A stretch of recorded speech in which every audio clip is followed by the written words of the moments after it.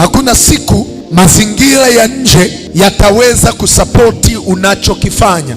Mazingira ya nje utatengenezewa maneno hata ambayo hukuyafanya, ili uweze kukata tamaa unachokifanya. Ukiwa unatazama tatizo lolote kwa macho unayoyaona ya damu na nyama, utashindwa kufanikiwa. Lazima ifike wakati uwe na ujasiri wa hali ya juu kwamba changamoto zote zinazokuja mbele zako unatakiwa kuzitazama zile changamoto kwa macho ya Bwana, kwa sababu mazingira ya nje yataletwa kuja kuharibu unachokifanya. Watu watakusingizia, watu watakuzushia, watu watakukatia tamaa, lakini Mungu hatakukatia tamaa. Ukitaka kufaulu katika maisha ulio nayo, angalia kila jambo naloliona katika macho ya Bwana. Macho ya Bwana yanaona kila kitu kinawezekana. Macho yako kama mwanadamu yanaona mazuio, yanaona mikwamo, yanaona kushindwa, yanaona kuvunjika moyo.